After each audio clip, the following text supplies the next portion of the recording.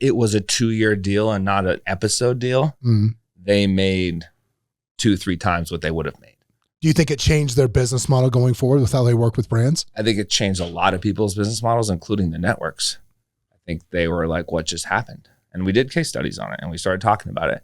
And it wasn't until Bethany Frankel did her deal that there was that clause. And then Mark Cuban with Shark Tank and they stopped taking percentages. But the networks and everyone, and Apprentice, that's why that show ended. The networks and the brands are all fighting on who's going to get it. The production company is making the show and they're getting the brand sponsors. The network is airing the show and they're not being paid. They're not getting it. And now, Escaping the Drift, the show designed to get you from where you are to where you want to be.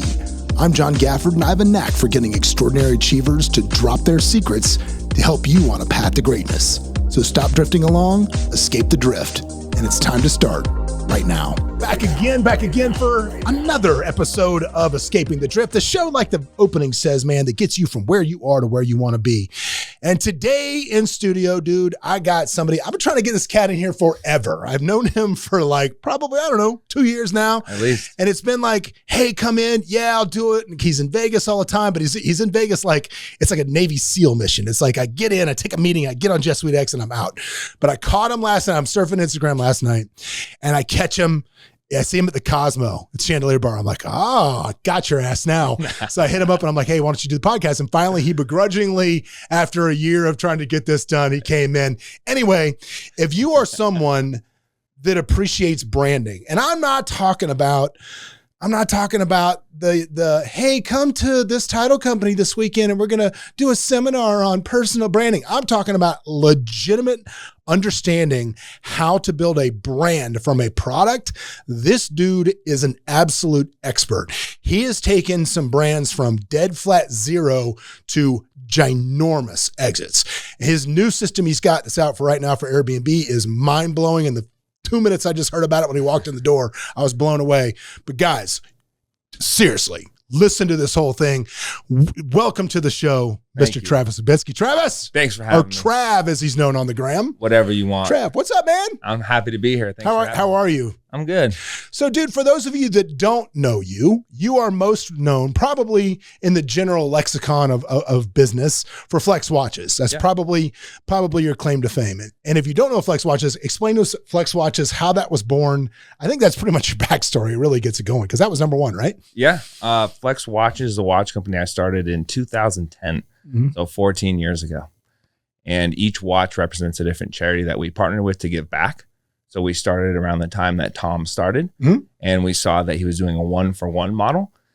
We wanted to create our own unique brand, and we saw the Livestrong bracelet with yellow for testicular cancer. So we were like, how can we create a brand that does that? Various different products. And then a friend came to me with a watch that was interchangeable, and the face popped out of the band, and we're like, it's flexible, right? So we came up with this concept. We had these flexible, interchangeable watches, and we wanted to give back to charity. So we came up with Flex Watches and Time to Make a Difference. And that was kind of the beginning. Time to Make a Difference. That was the tagline. Yeah. So I love the story of how you got this thing, that like the angle you used to kind of really get this moving. Because much like myself, who is probably sitting where I am today as a result of reality television, I mean, I am not ashamed to say that The Apprentice launched me into the stratosphere from where I was. I mean, look, and I was on a reality TV show when I started. So it catapulted us to the forefront of that watch space at a price point. And that's it. And what reality show was that? The Real World. So you were on The Real World. Which episode was that? Or which season, not episode? And it's a unique, I can tell that story. Yeah, absolutely. It's a unique approach. In 2011, The Real World came to San Diego. And you know how it is. The kids have to find a job. So me and my business partner are just coming back from a missions trip in Mexico. And we walked into a bar to get some food for lunch. And we looked up and there was a boom mic and lights and cameras. Like, what's going on? Turns out it was like the opening shot of The Real World San Diego. We started talking to one of the kids and he was affected by suicide. And people in his family had taken their lives. And he wanted to raise awareness for it. So he immediately started talking. He's like, dude, what you're doing is super cool. Have you ever thought about suicide? And he's talking to my business partner. And I looked up and I saw the other castmates, and one of them had a Livestrong bracelet and I had a watch on. So I was like, yo, check this out. Took the watch off. I was like, look, the face pops out of the band. He's like, wow, let me have one. So we start talking. My business partner starts talking. The next thing I know, we're walking to the Real World house in La Jolla. The whole thing is activated with brands. My mind is going, whoa, this is crazy. How can I get Flex watches integrated into this house, into this? This is insane. In real time. In real time with the cameras running. Fast forward 40 days. We filmed every single day. We built him a charity for suicide awareness. Me and my business partner got integrated into the real world.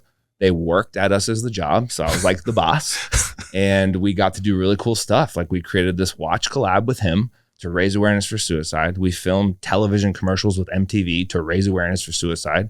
We got a suicide hotline behind it. And, you know, through that, we got to go do a fashion show, a live event, and film it all on TV. So it all aired in season 26 as like an integrated storyline. Dude, that does not happen. That was crazy. Like that does not, I mean, okay, look, as somebody that was on a reality show, yes, they let reality take its course and they let kind of things happen among the castmates, but it's still very much guided. And like the brand partners are pretty much selected well before with hours of meetings and tons of pitches. It presents a problem. Yeah. Right. So everything. We did that. And Boonham and Murray was the production company. And they sell the show to Viacom, who owns MTV. When the vice president of Viacom got this across his desk, it was too late. And he called me. My phone's ringing. I'm like, who is this? Like, what's going on? He's like, hey, man, this is Lee from Viacom. What you've done is like a multi-million-dollar product integration. I know. And we need to talk. And I'm like, well, what's going on? He said, we're going to cut you out. You can't be in any of this. Like, this is not allowed. We have to figure something out. And I'm like, where are you? I'm in Las Vegas. I said, cool. How long are you going to be there? He lives in LA. He's like, I'll be here for 2 days. I'm at Magic, which is a fashion show. I said, oh, cool. I'm going too. But I wasn't. Flew in, met with him for lunch, and we came up with an agreement at the table. And he wanted to charge us millions of dollars. And I said, I wanted to do partnership and integrate us. And obviously there were some ad spend with some television advertising and other things, but we did a rev share and they were incentivized. So our deal ended up being a 2-year deal with Viacom, and they put us on multiple shows and they put our watches into multiple different episodes. And then they started running our Flex watches commercials with me in them on Teen Mom, Beavis and Butthead. You remember how those shows were? And like when you open on demand, remember like TiVo became on demand. And people were like, oh my gosh, it forced you to watch a commercial for 30 seconds. It was a Flex commercial because Viacom wanted that revenue. Because I mean, that just goes to show that it's always better. I love rev deals. I love rev share. I love affiliate links. I love all of that stuff because I think it's always better to say, let's monetize together rather than let me tax you. Yeah. Or just, I can't afford it. You're going to kick me out. And this is an amazing storyline. Well, you know, but I think you probably caused them a lot of grief with the footage that you were in. I mean, it would have been a major lift for them. Did you know it would have been a major lift for them to cut you out? I didn't understand how it worked. I was just doing what we were doing. And I think that came off on camera, and we weren't actually there to film the show. We were there to help the kid build his charity. Yeah. And we had a real business, and they came into our real place of business and came to our events. And like, I had dozen employees. So I think they looked at us like, these guys are trying to build their business. Yeah. And they're actually trying to help this kid. They're not charging him for branding, websites, merch. Like, I'm doing all this stuff for this castmate. So I helped make a storyline and arc that character. So I was like, how are they going to remove us? No. At a certain point, I was like, I wonder if they even watched it, because what they're telling me is they're going to kick me out of something, which is the main character's story arc. So when I started understanding it all, I was like, I have a little more leverage here than I think. Why don't we play into it though? Like I had to convince him. I'm like, no, this is going to be huge. It's not something you can cut. This is something that literally lays the foundation for cause-based marketing and raising awareness for suicide. This is me talking to them. Yeah. I'm like, this is an opportunity for kids who are 25 years old to be able to get a multi-million-dollar deal with Viacom, and you get to do a new business model and show people how you can sell directly from TV. He's like, no one's going to buy this stuff. It's TV. There's no way to click. There's no way to watch. When it aired, we did over $1 million in sales. They were like, whoa. So, you know, I'm just curious on the rev share deal to them. Did they end up coming out? Don't give me a number. Give me a multiple. Give me a multiple. What do you think it was? 2x, 3x? What that would have been over the ad spend? First of all, I would have spent $0. I understand that. But let's say you're company A that comes in and writes them a check. What do you think the multiple was? I think on the rev share because it was a 2-year deal and not an episode deal, they made 2-3 times what they would have made. Do you think it changed their business model going forward with how they work with brands? I think it changed a lot of people's business models, including the networks. I think they were like, what just happened? And we did case studies on it and we started talking about it. And it wasn't until Bethany Frankel did her deal that there was that clause. And then Mark Cuban with Shark Tank and they stopped taking percentages. But the networks and everyone, and Apprentice, that's why that show ended.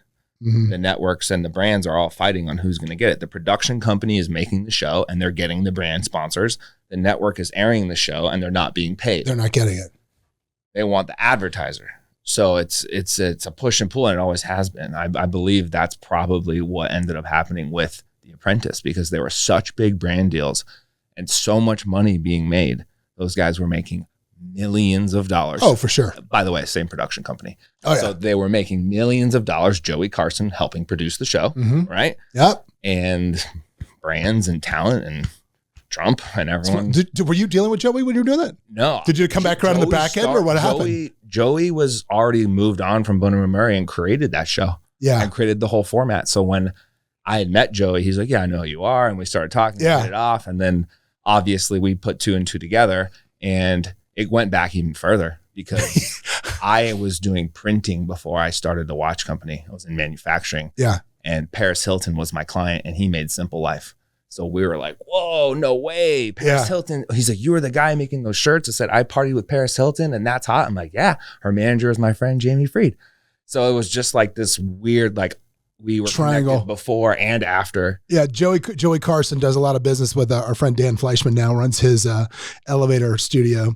And it was funny. The first time I met Joey, we were talking and he said something about reality television. He's like, I got a little bit of history in reality television. And I was like, oh, so you're dumbass me, right? Oh, so do I. I was a contestant on the 3rd season of The Apprentice and blah, blah, blah. And he's like, yeah, I created the real world. And I'm like, well, that's better than what I just said. Yeah, that's so much better than what network was The Apprentice on? NBC. Okay, yeah. I think he was still producing stuff, had something to do with that too. Yeah, I don't know. I mean, that was Mark Burnett, so I don't know. Yeah, I don't know. Him. Yeah, I don't know how much. It's just all very connected. And Joey was the CFO at Fox for 10 years. So he did like shows like Making the Band and worked with Diddy. He's done so many shows. Like the poker show. What was that one? The World Series of Poker. That TV show about it. Yeah. This way you gotta love a guy like him. Like, this is how you know if somebody's a baller, right? I mean, like a true baller.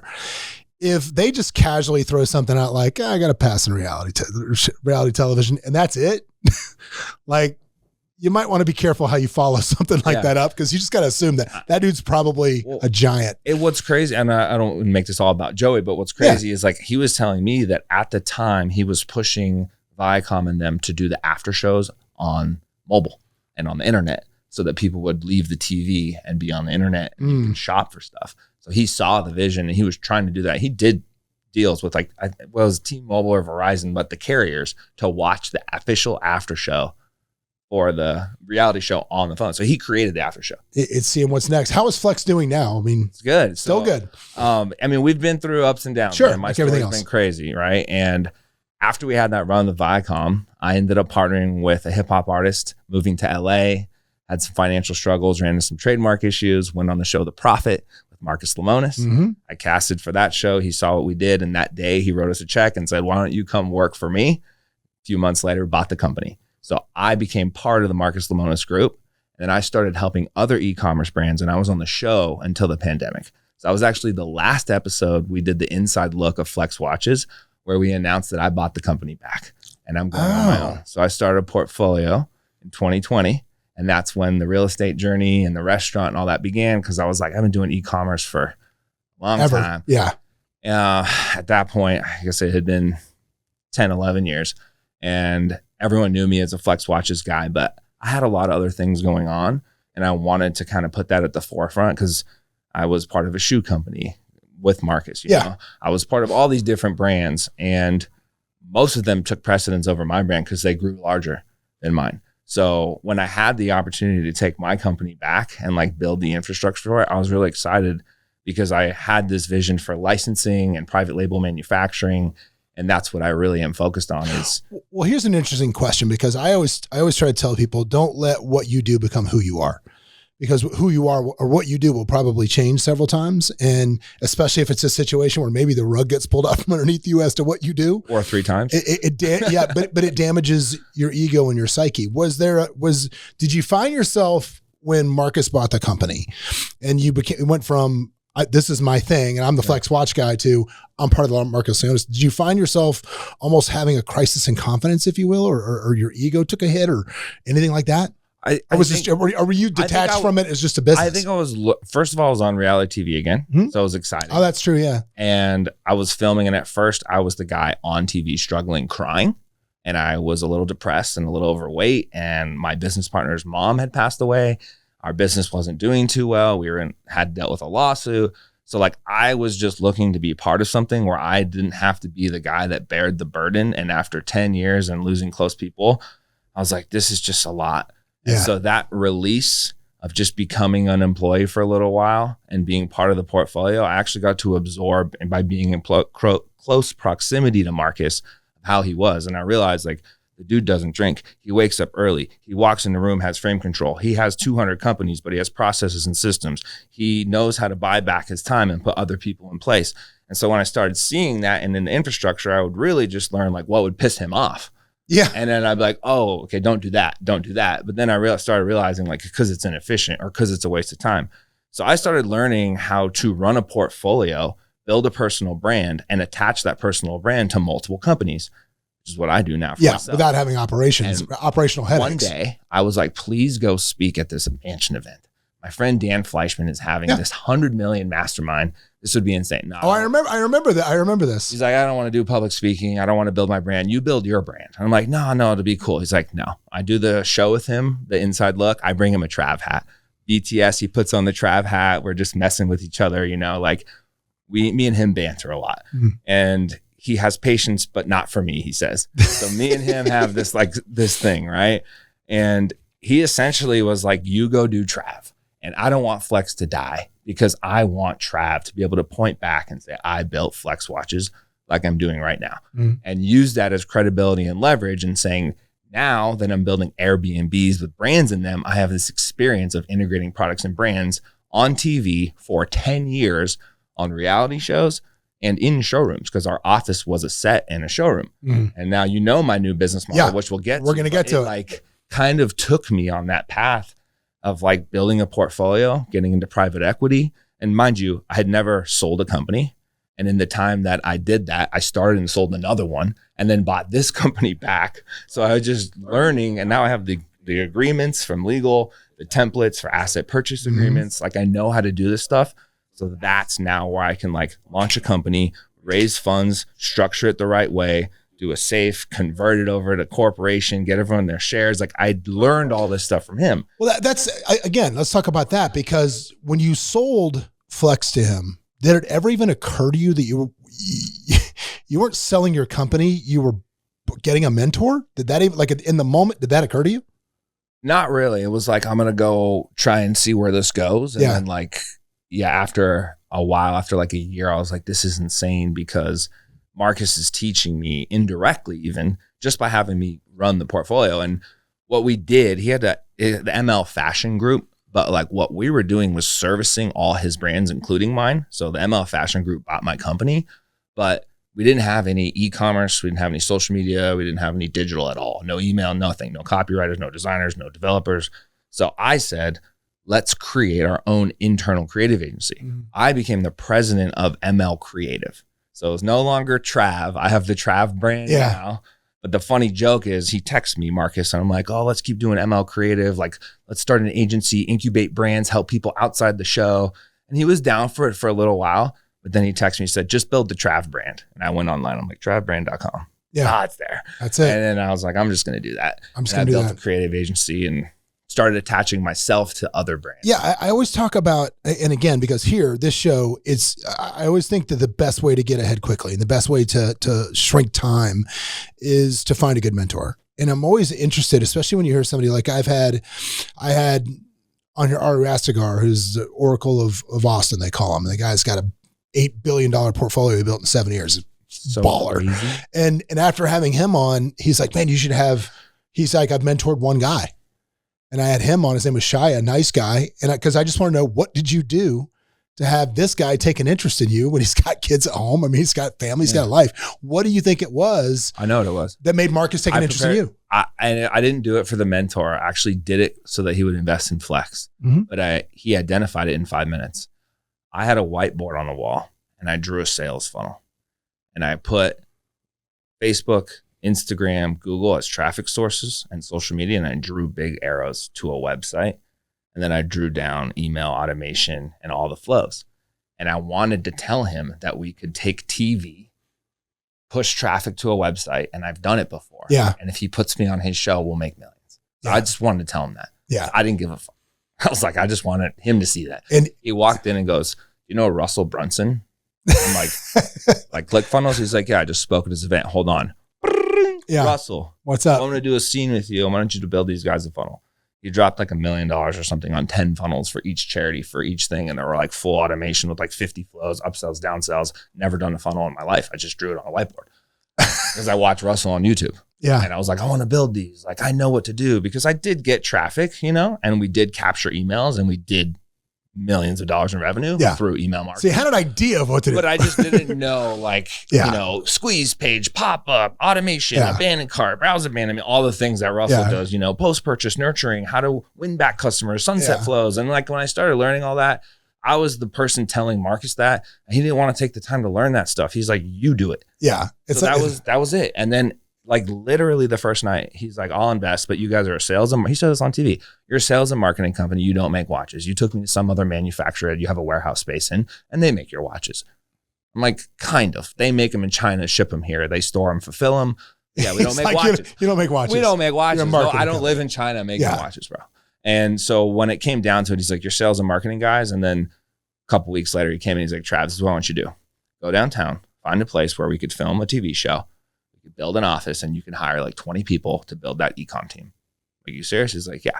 Then a couple of days later, he called me and said, I can't do any of that unless I own your business 100% and you work for me. So we're like, okay, let's figure that out. That's when we did that deal. We got acquired. I had another investor and a business partner. Everyone got bought out. I stayed. Yeah. Me and my brother stayed. And we ended up just helping brands for 4 or 5 years, but no one else wanted to be involved and like potentially have themselves look bad on TV. Sure. Because it's like you're swimming in a shark tank. As long as you don't get scathed, you're good. But I ended up having a good relationship with Marcus. We became friends. My brother worked with him for years after I left, just up until recently when I did my new venture. I actually had my brother become the president of Flex Watches.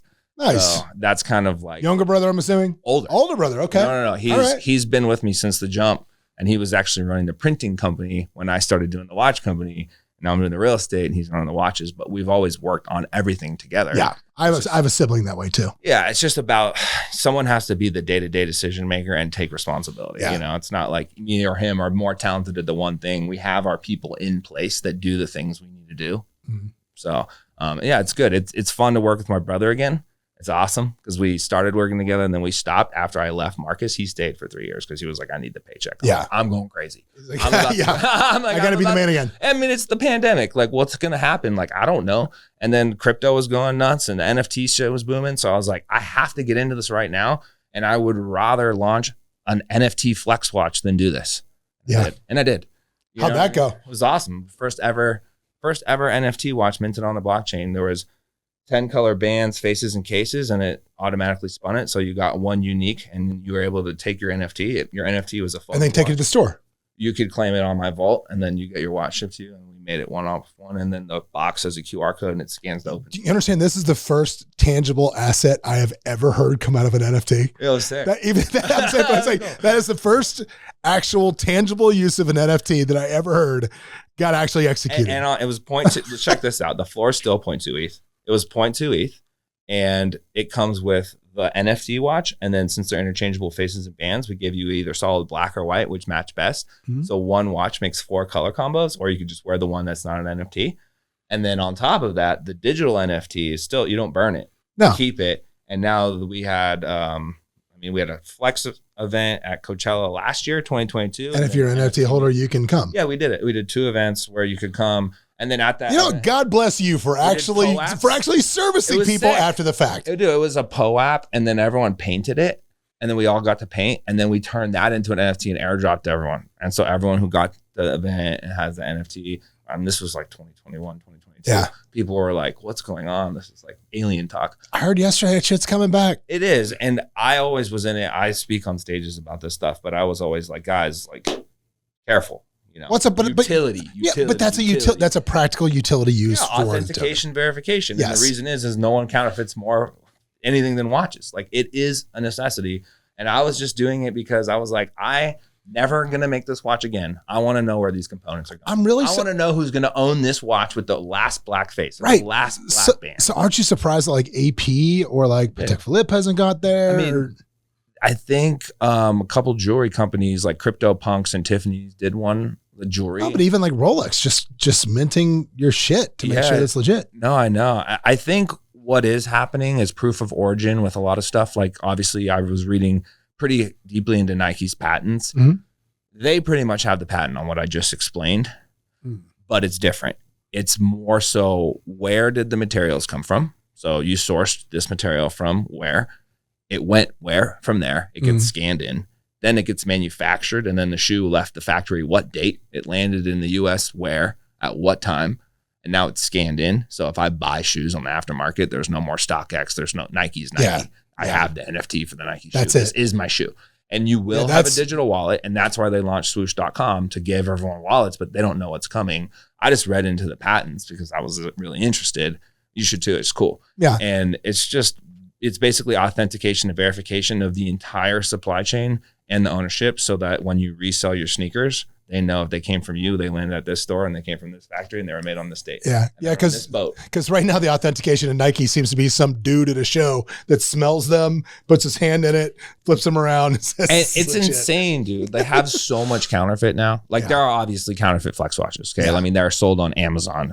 You know, there are large companies. How do you shut that down? Very difficult. Amazon will allow you to, if they're using counterfeit, and you can stop them, but they can start again. And then the worst part about it is I own the word flex, trademark flex, 4 letters, jewelry, accessories, specifically watches, chronological instruments. Okay. People use that word all the time. The Twisto flex, the Rolex has like a flex something, like a certain type of link. I'm not going to go after all these people, but some people will go literally make a flex watch or a flex smartwatch or you know what I mean? Or a flex fitness tracker watch. And it's like, then I have to deal with billion-dollar companies going and putting flex on products that are in huge retail. And that was an issue when I went on the profit. It's still an issue today. And it's such a good trademark that it's expensive to defend. But when you defend it, you win. You win. But I have to go the distance. And right now I'm dealing with that. So I'm like turning flex from an e-commerce, recycled watch. This is a Ocean Plastics, is recycled ocean plastic watch, and it's also interchangeable face and band, and we plant a tree with each purchase. So we have this whole eco collection going right now. But instead of continuing to do that and sell one watch at a time to customer on Amazon and all this stuff, I'm like, you know what? People are going to infringe on us. Let's go to the biggest companies in the world and reverse license this out. Because I've licensed Disney, Star Wars, Minions, all these IPs. And so now I'm like, at this point, let's just go play nice. And so if you're listening and you're using my trademark, we have a licensing. Just pay the fiddler and let's call it a day. We have a licensing program now. And so they can continue selling. And there are people who sell flex watches right now to major retailers like Target and Nordstrom's. And they have and I'm talking to them, and they're going to have to participate. And they're just going to pay you. I don't know. A licensing fee. I mean, or stop. I mean, a lot. That's the problem, is that like when you cease and desist someone, they can just stop, and they're like, oh, we're good. And it's like, well, I want to know what the damages are. I want to know what all this stuff is. How much did you ship? Yeah. Now all of a sudden you got to start like subpoenaing them. And like, do you have attorneys on retainer for this kind of stuff, or do you hire them? Do you have on staff, or do you hire them for each case? I mean, I feel like they're staff, but they're specialists for this. I have 2. One that's a contract litigation that's going over like the licensing and stuff like that, and then one that's specifically trademark and on the infringement side. We finally, neither of those are courtroom lawyers, by the way. Well, we finally got to a point where we had to hire an attorney as an employee. Like, and it's his salary covers everything except walking in the courtroom. I mean, which I don't blame him. And I needed that, and so part of my recent deal that I did, I joined a private equity group, and I contributed some of my assets, like a percentage of some of my assets, make that work. Flex. And now I do have an additional counsel, additional bookkeeping, additional finance, and funding, because that's important. Because like at a certain point, it's just draining. Like I've been self-funding this since I left the show, And it's like, okay, like I've been self-funding the houses, the watches. I have a good month. I have a bad month. Yeah, it's just cash flow, man. And the cash is tight right now. And then all of a sudden it's like, oh, wait, crypto halving is coming and I want to put all this money into Bitcoin 5-6 months ago, which we all knew, and started dollar cost averaging as much as I could, So I was liquidating houses. I literally did. I sold the property to buy more Bitcoin, literally. I was telling my wife this the other day. You can always tell exactly how much money I'm making at any given time by how angry I get when people order from Grubhub. Seriously. How the hell is this guy ordering Grubhub? He can't order from Grubhub. You see, like, what do I do? Like, if I get really angry, it's probably not the best month, right? Yeah. Why do I have this 2 Netflix subscriptions? Yeah, that's what is this? Who's the second? That's what I got to write on my tax checks or whatever I got to write. Is what I'm like, how do you order from Grubhub? How do you pay those fees? It's insane. It's hilarious, dude. It's true though. Well, let's talk about the new venture, dude, because this is super interesting. And who should be listening to this next part? If you are someone that is in the Airbnb game, thinking about getting the Airbnb game, or know someone in the Airbnb game, so pretty much that covers everybody listening to this right now. You're going to want to hear this because this is dope. This is cool. Thank you. New business. Go ahead. What is it? All right. So experientials is what it's called. Theexperientials.com and @experientials on social media. We integrate brands into high-end Airbnbs. So the first thing we did was get a house, turned it into a really cool themed out high-end Airbnb, took really cool photos of it. We named it the Beach Barn down in San Diego. And then we started contacting brands. And we have over 30 brand partners now. And they provide everything from furniture and beds to pools and snacks and CPG brands. And we do activations. We have like the laundry sauce laundry rooms, and brands pay a monthly activation fee to be in these high-end Airbnbs that sleep 10 to 20 people and are rented out majority of the time. So instead of a brand going out and sampling and trying to hand out people that have the high net worth that can actually afford to buy their products, or a $7,000 couch or $3,000-$4,000. Well, here's the problem. Most of the people they're after don't take samples. That's the problem. Correct. And they don't go to Costco to lay on a bed. Yeah. Or wherever the bed is, at sleep mattress place. So now you can come, you could sleep on a Thuma bed, Charles Roger mattress, spine and line pillow. You can hit the little QR code or the, there's NFC chips in some rooms and QR codes on Google Homes and on screen. So when you're in a room, you can scan it. It'll pop up the little marketplace and you can buy the products that are in the room. This is like what was the hotel with the bed? The Wonder Bed. You know what I'm talking about? One of the hotel brands sells their bedding. And it was like, it's the first thing I can think of. The Hotel Collection bed? Yeah, the Hotel Collection. Yeah. And like whichever hotel that is. I mean, it's everywhere now. I know, but it was one of the hotels sold their bedding, the Dream Bed or whatever it was. And it was the first place I can think of that type of a thing getting. But literally, imagine walking into a house where like everything in there is just like, okay, if you like it, here's how you buy it. If you like it, here's how you buy it. It's not like, it looks very high end, right? Oh, yeah. You're using a smart home features and tablets and like little placards with QR codes and stuff. And we're like making sure that it looks high end. And then there's stuff where like I said, the laundry sauce laundry room, you walk in, it says laundry is sexy and lights and their big logo and has a tree with laundry pods hanging, but they're paying for an activation. Yeah. And they come there once a month to do content and photo shoots. They rent it at a discount. So if they need to do another shoot or send an influencer somewhere, that's where they're going to send them, right? And now through this, they have other people coming there and they have samples. So they're taking the laundry pods home. They're like, I love the smell of this. And they're becoming customers. So they're actually also a customer in the fact that even though it's a discount, they're still booking your place. Oh yeah. It makes the Airbnb listing off the chain because people are coming there to experience these products and brands. And they know they're about to get good coffee, good food. They can book a private chef, a driver, all this stuff is available. And it's in their interest. Let's say you have somebody has 8 million followers on Instagram. It is in their best interest to say, we will put you up there for the night. Yeah. Just go in this room and go crazy about our stuff. Correct. That's exact, bro. I didn't want to say it yet, but yes. Now the brands we're talking to are asking if we know creators that would stay in the houses to make content, and half of our bookings are from agencies that are sending influencers and models to our houses to make content because they're so crazy. And now, like yesterday, I just had a call with one of our partners, Murphy Door, you know, those hidden doors. Yeah. They saw what I did in San Diego. He's like, wait, are you Trav? We got on the Zoom. He's like, are you Trav? I'm like, yeah. He's like, oh my God, I didn't realize that you were part of that. We see you on social media, that house with that opens up. But it's one of the houses I have has a hidden door and it opens up to a rooftop deck. And the whole stairwell is just like completely covered in greenery, right? And it's lit up with like sounds, so you feel like you're walking into paradise. Like the what is it? The Atlanta airport between the A and B terminal, that thing, a jungle walk. Yeah, kind of. It's my favorite walk at an airport, but I get it. Keep going. All like that. And so they saw that and they're like, not a lot of people create experiences behind the doors. Like, how can we work together to create experiences? And I was like, well, we have a speakeasy. We just did that. Opens up. It's hidden from the living room. You push a bookshelf, opens up into a speakeasy, and then has a punch out that goes into a movie theater. And that's in our house in Scottsdale we just finished, which is like, everyone's like, whoa, this place looks sick. But we paid for the door. So now we're just going to take the door out. Murphy's going to put a door in, and they want to place a door a month, more houses than I have. Yeah. They're like, let's do this once a month. Let's come up with cool concepts where we could put a door, and then let's send a creator out. We'll send the creator and we'll book the house. So now they're like providing everything at this point, right? And that's kind of what we're seeing, is that people realize like they need these living showrooms, but they're not going to go get a house. So if you can be part of a living showroom where people are already marketing it, have a listing, creating content, you want to be part of it. Gordon Ramsay just sent us all his cookware. He wants us to use his pots, pans, and knives, and we're an affiliate now. So that when you come there, you're cooking with Hexclad, Gordon Ramsay's pots and pans, and you're using these awesome knives, and you're like, dude, I'm going to buy these. These are insane. And then they just got a $2,000-$3,000 purchase for a set of pots and pans, and we get commission. I made $200-$300 off like pots and pans staying in my house.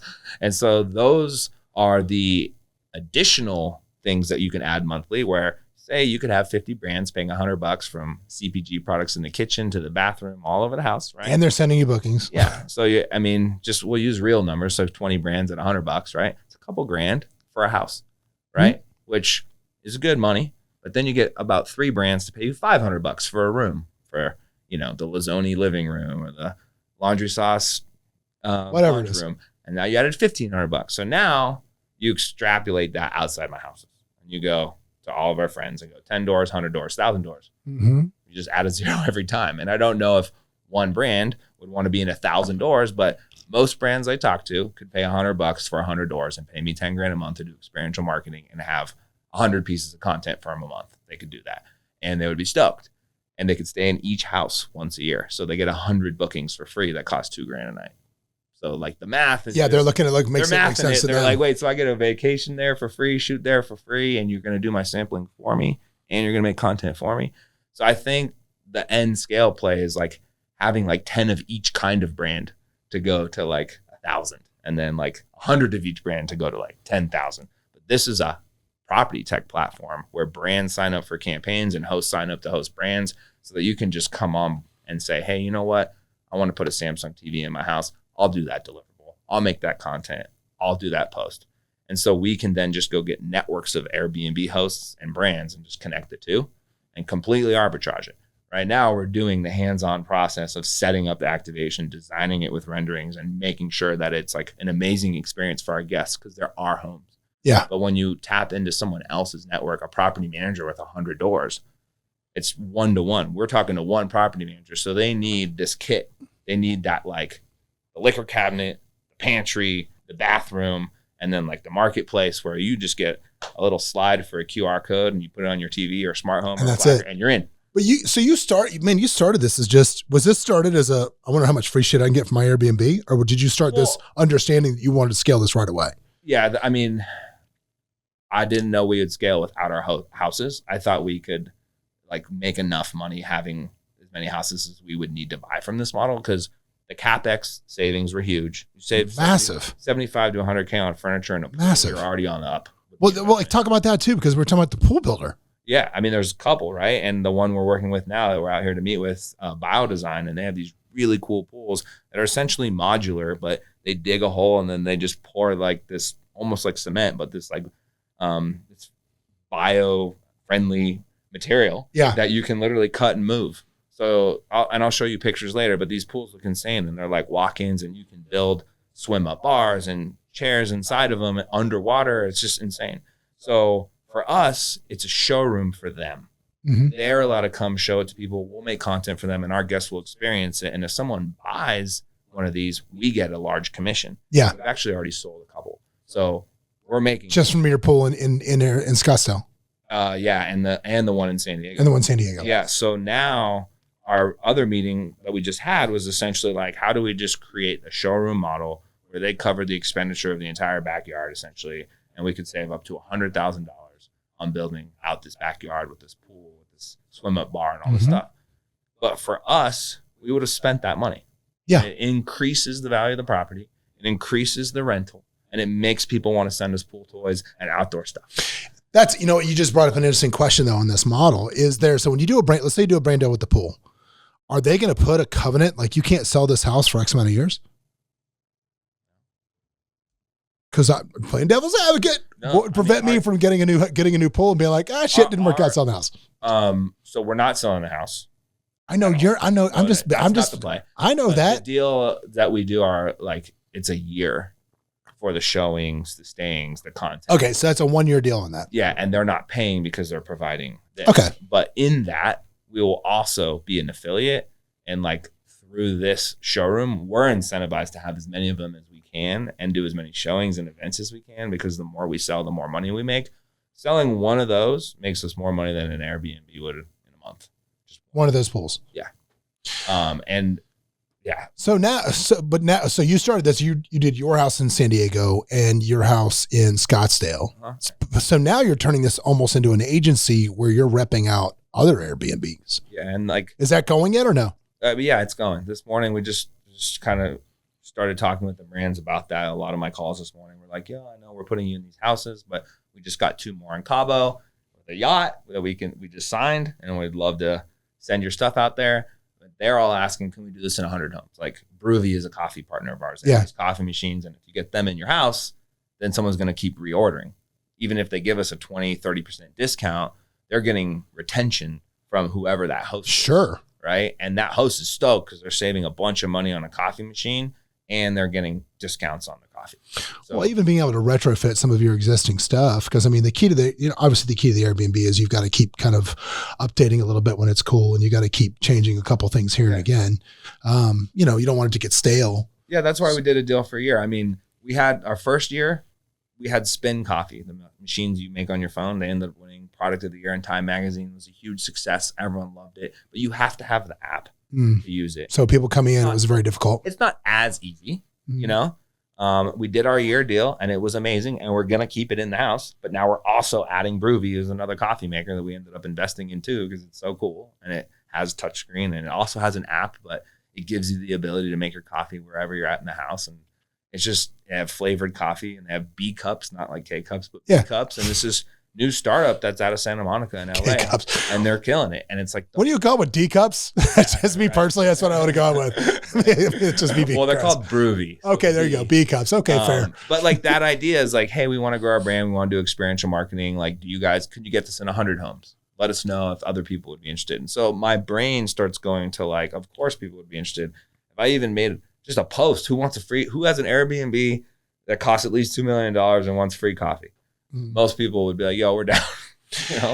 And I would guesstimate that the fact that you have all this brand experience and all this, you have all this experience makes it these conversations very easy. Like your average Airbnb guy could not reach out to a national brand and pull this shit off. I don't know anything about real estate. I didn't. Yeah. When we started, it was, hey, what's up? My name's Trav. I'm the founder of Flex Watches. I have this really cool concept I want to pilot with you guys. I love your brand. I always reach out to my Instagram first. Like, I have an idea. I want to talk to you guys. Who can I talk to? Mm-hmm. After I reached out on Instagram, they saw who I was already. They didn't think I was coming in and selling them. I was just like, I have this really cool concept and I can integrate your stuff just like I did when I was on The Real World, or just like I did when I was in The Profit. And I literally would show them, I'd be like, oh, I'm going to share my screen real quick. Like, this was The Real World house, and this is Flex Watches, and this is me. And then they're like, oh, so this guy can help me integrate my products. So like, it was always that. And so now that we're growing the business, it's like we're credible because we did that with 30 people, 30 brands. And now you can look at it as a real business model. It's real estate takes a while, and we started this in 2020. We had a really hard time with even with the pool, with the first pool, we did plungy pools, and they're out of Australia and they have prefabricated concrete pools. And they're like, yeah, just dig a hole and drop it in and do this little water thing and you're good. Well, that's not what the city of San Diego thinks. Yeah. We dug up the front. We brought a crane over the tree, dropped the pool in the ground, and that shit sat there for a year. So we went through those things, and the same thing in Scottsdale. We're ready to break ground on the biodesign pool because it's a different type of pool, but these guys are from Italy and it's different here. Yeah. So we've had to deal with these pretty Like, no, we got to get permits done. Yeah, no. Extreme delays. And Yeah. even with permits and other things, like just delays, you know? So we had to finish our houses to literally prove the concept fully. Then now it's like, okay, let's move on. And through this process, which is really exciting, we actually started a sister company called Ready Homes. Okay. Which locates real estate, represents owners reps, designs the houses, basically redoes the houses, brings the brands in, does the pools. All so wait. Okay, let's talk about that. So Ready Houses does so. Ready Walk Homes. me through this process. Yeah. So and this is my business partners starting it. Like I'm just partnering with them. Sure. Because it makes sense. But as experientials, not me. Ready Homes would basically be an owner's rep for someone who wants to buy an Airbnb. And they identify the right market, they find the right property, they design it all out with the brands we have, they save you a bunch of money, you pay me a percentage of your cost savings, they build out a house that's going to rent, that would have rented for $700 for now $1,500 a night, right? Yeah. And then we put our marketing behind it. So this house is even better. Creators are staying there, influencers, whatever, celebrities. And then we have this like new business model where it's not our house and they just hired experientials after. Yeah. So Ready Homes comes in, saves them a bunch of money on pools and stuff. And then simultaneously, once that, I mean, when I say finished, I mean like the structure of the house. Yeah. Then I start bringing in furniture through experientials and placing all the products and brands. And then once it's done, ongoing basis, I can get you guys CPG products for your house, water, snacks. Everything. And what's your kick on free? They get free product. They get free product, but on the placement, what like $100 a brand? $100 a brand. That's it. Unless it's a activation, but if it's a CPG product and I can have 25 in a pantry or it's easy. So you can easily so how many brands do you think a house can have? 100. 100? Yeah. So you're looking for 100 times 100. You're looking for $10,000 a month. Yeah. In free revenue just for having somebody give you a bunch of shit in your house. Yeah. And I think there's the technology play. Oh my God, we've been doing this all wrong, kids. We've been doing this all wrong. Well, like think about this, right? Web3 background, IoT type of thing. Yeah. And I'm like, okay, NFTs are minting, you're scanning. Like when I saw NFT week, like the NFT, and then you scan the thing and you can mint it, I was like, why don't we do this in a house with artwork? That was what I first thought. And now I'm like, wait, you could do it with products, physical products. Yeah. And they don't have to be NFTs. Well, it's so funny because it's essentially everything comes back to having a brand. Because if you look at like my top agents here, like we have 585 agents that work for us here. Wow. And if you look at the top ones, the ones that are always consistently at the top, and you put them into two distinct categories. There's ones that spend a tremendous amount of money on marketing. I mean, they spend a shitload of money on marketing. And then you have the other subsection, which is smaller, but does better normally, who have incredible brands on YouTube, Instagram, everything else. They are making $20,000 a month and generating leads from that source. So they pay zero. They get paid for paid 20 grand a month. They pull people in. Yeah, they get paid 20 grand a month on their channels, and then that's where their lead source is. So not only did they not pay anything for it, they're getting paid for it. And this is kind of the same. It's like everything goes back to that value of that brand. Of branding. And you asked me earlier with Marcus, I just watched how he attached his personal brand to all these things. And I was like, we got to speak. You got to do a course. You got to do stuff. And he ended up speaking for Dan. And now he's an Aspire speaker and he speaks on stages. But he was like, I don't want to do that. I don't. You never know. You never know you like it until you do it. And all of a sudden you're like, I kind of like this. Yeah. And he's super impactful. Yeah. And he makes people cry. And I bet you that makes him feel good when he helps people break through. And they get to share that emotional connection with him in front of thousands of people. It's a pretty crazy experience. It's like a live version of the Prophet. Yeah. I think it's sick. I see him speak. I'm like, this is so cool. Because I've seen him work a room before, but there was 10 people in there. And like you see it on TV and you're like, it doesn't have the same impact. Yeah. You see here and people are having breakthroughs. People are suicidal. They're crying. And he's like, just points it out. And he's like, come here. You know what I mean? It's like, what's going on with you? And he just starts picking them apart. Like, and it's just really cool to see. So for me, he was able to take his trauma and what he had been through and help other people break through. And he is known as that guy as like a personal brand. Yeah. And like, I didn't realize what a great thing to be known for. Yeah. Right? I didn't realize that. And then once I started seeing it, I was like, that's what he is. Like he's been through so much. He has so much experience. So it isn't about money anymore for him. You know what I mean? And it's about his personal brand, his legacy, and what he's leaving. I think that was my point. You know, it's just like, what legacy are you going to leave? I think that's so funny. We get known, or like we talked about ego attachment with what we do earlier, and you get known for, you know, right now, if I'm the Simply Vegas guy, right? That's in this town, that's what I'm known for. Cause we're such a big company. You're known for Flex watches, this and that. And won't it be a great point? And isn't it something to strive for in your life when what you're known for is nothing more than the impact you have on others? That's the fucking goal. That's the fucking goal. That's the goal, man. Because you know what's crazy? People are like, oh, Flex watches and asking those questions. Not a lot of people ask about the charity side of it. Yeah. That's why we did it. You know what I mean? It was like the first ever success that I had was helping people. Yeah. And the day we went to Mexico to donate the money is the day we ended up on The Real World. It's like crazy. Two things about that. I don't remember the kid's name. Maybe you remember who I'm talking about. There was a kid that was doing the speaking circuit. He was young. He was like 13. I don't remember his name. He wrote a book, How to Make Money as a Kid. I bought it for my kids. And I mean, he had a bunch of books like that. And he was a good, smart kid. And he said that, you know, whenever times were really hard with him and his dad would always say the same thing, which was time to go give. Like if they were down to their last $3, it was like, well, let's go give. Because it always comes back to you in spades. There's that. And then as far as the purpose-driven business thing goes, I remember when I was first introduced to Cole Hatter and his Thrive community, and I think he's starting that back up, when I was first exposed to that and the concept of the purpose-driven business. And I told him when he was sitting in this chair not too long ago, I said, man, it's not just about what you've done. And, you know, his charity is an orphanage in Mexico, but all of the people that you've inspired to do purpose-driven businesses. Yeah, and give money back as a built-in mechanism of their business, which we are. I mean, it's make money matter. Makes money matter. It's so cool. It's so cool. And they do those exact mission trips, and they have their own orphanage. I just went and visited someone else's orphanage and built a community center and started donating. He built his own, and now he's got all these different people out there doing mission trips and building their own. And now they're starting schools and all this stuff. It's really inspiring, and that will be the legacy that Cole leaves. Well, I think now it's kind of cool to see, but even within I call it the entrepreneur culture. Well, my wife coined that phrase, the entrepreneur.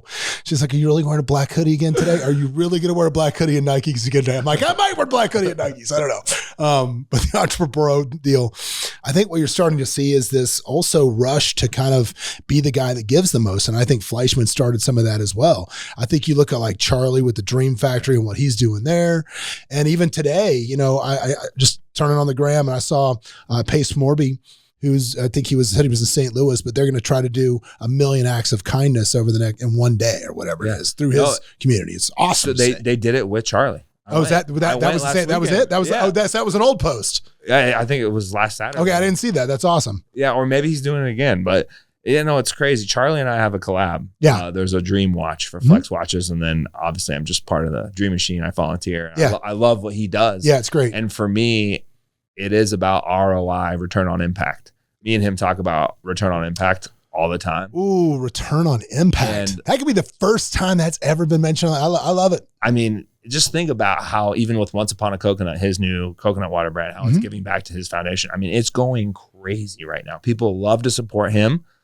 The stores, it's hard not to want to support him. Yeah, and it's hard not to, like, personally, like, he's like, hey, can you go buy this off the shelf? He's like, there. I'm like, dude, I'm gonna do it. I go pull up and I just fill my cart up. I'm like, this is cool. Like, I feel part of it, you know? Yeah. And then I bought someone flowers, and then I told some lady she was beautiful, and I gave some dude a hug who was wearing a cape spinning around. I'm like, yo, come here, bro. He said, like, hug something on it. I'm like, come here. I sure didn't say drugs. No, it was like the hug healer or something. But you know, it was just spreading kindness. Yeah. And so like I did my 10 acts of kindness, and it's like he had 1,000+ people doing that, or 10,000 people. And you go and you click your button, you log in, and you can see how much you're doing. And that is a movement. And that is what people like. He had a birthday party the other night, and it's like everyone there is sober.